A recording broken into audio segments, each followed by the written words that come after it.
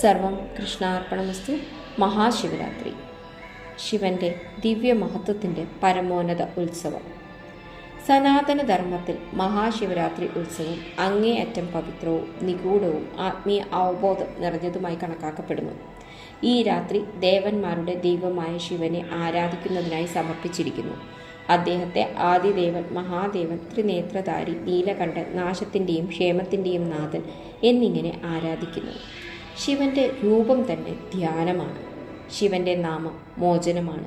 ശിവനോടുള്ള ഭക്തി ജീവിതത്തിൻ്റെ ആത്യന്തിക ലക്ഷ്യമാണ്. ഗ്രന്ഥങ്ങൾ അനുസരിച്ച് സൃഷ്ടിയുടെ ഉദ്ഭവം ഭഗവാൻ ശിവനാണ്. സൃഷ്ടി, നിലനിൽപ്പ്, സംഹാരം എന്നിവയുടെ സന്തുലിതാവസ്ഥ സൃഷ്ടിക്കുന്നവനാണ് അദ്ദേഹം. ശിവഘടകം ഏറ്റവും സജീവമായിരിക്കുന്ന ദിവ്യരാത്രിയാണ് മഹാശിവരാത്രി. ഈ രാത്രി ആത്മചിന്ത, തപസ്, ജപം, ധ്യാനം എന്നിവയ്ക്ക് ശുഭകരമായി കണക്കാക്കപ്പെടുന്നു.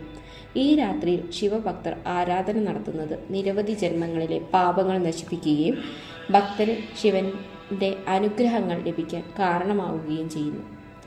തിങ്കളാഴ്ചകൾ, സാവനമാസം, ശിവരാത്രി, പ്രത്യേകിച്ച് മഹാശിവരാത്രി ഇവയെല്ലാം ശിവനെ ആരാധിക്കുന്നതിന് വളരെ ഫലപ്രദമായി കണക്കാക്കപ്പെടുന്നു.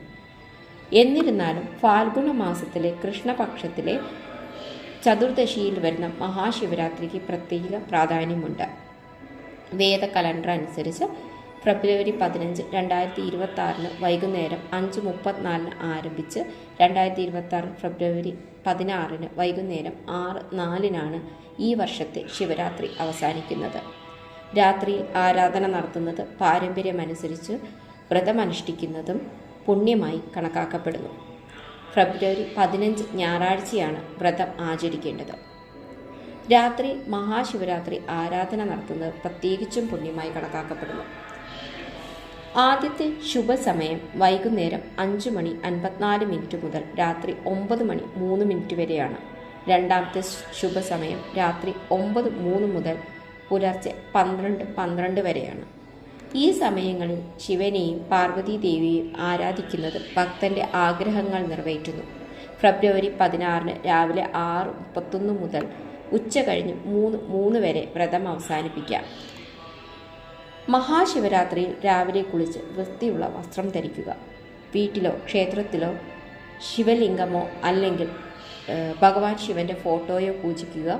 അതിൽ പൂജ ചെയ്യുക. ബേൽപത്ര, ആക്ക്, ധാതുര, ഭസ്മം, അരി, പൂക്കൾ എന്നിവ അർപ്പിക്കാം. വിളക്ക് കത്തിച്ച് ധൂപവർഗ്ഗങ്ങളും വിളക്കുകളും ഉപയോഗിച്ച് പൂജ നടത്താം. ക്ഷേത്രത്തിൽ പോകാൻ കഴിയുന്നില്ലെങ്കിൽ വീട്ടിൽ ശിവലിംഗത്തിലോ അല്ലെങ്കിൽ ഭഗവാന്റെ ഫോട്ടോയിലോ പൂജ നടത്താം.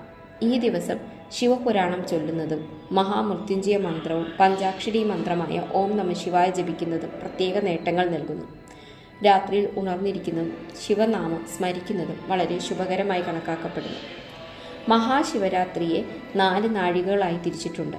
ഭക്തർക്ക് അവരുടെ സൗകര്യമനുസരിച്ച് ഏത് നാഴികയിലും പൂജ ചെയ്യാം, അല്ലെങ്കിൽ 4 നാഴികയിലും ശിവനെ ആരാധിക്കാം.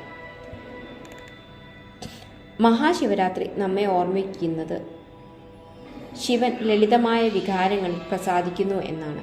യഥാർത്ഥ ഭക്തിയോടെ ചെയ്യുന്ന ചെറിയ ആരാധനയിൽ പോലും അനുഗ്രഹങ്ങൾ ചൊരിയുന്ന കളങ്കമില്ലാത്തവനാണ് മഹാദേവൻ. അഹംഭാവം, അനുകമ്പ, സംയമനം, ആത്മശുദ്ധീകരണം എന്നിവയുടെ ത്യാഗത്തിലേക്കുള്ള വഴിയാണ് ഈ ഉത്സവം നമുക്ക് കാണിച്ചു തരുന്നത്. ഈ പുണ്യ അവസരത്തിൽ ശിവ പഞ്ചാക്ഷര സ്തോത്രം പാരായണം ചെയ്യുന്നത് അങ്ങേയറ്റം പുണ്യമായി കണക്കാക്കപ്പെടുന്നു.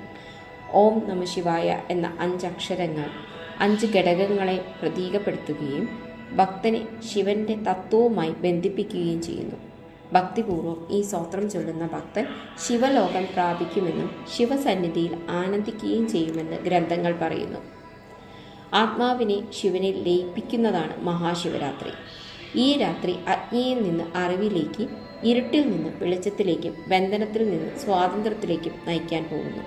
2026 മഹാശിവരാത്രിയുടെ ഈ ശുഭമുഹൂർത്തത്തിൽ ഉപവാസം, ജപം, ധ്യാനം, ഭക്തി എന്നിവയിലൂടെ ഭഗവാൻ ശിവന്റെ അനുഗ്രഹങ്ങൾ നേടുക.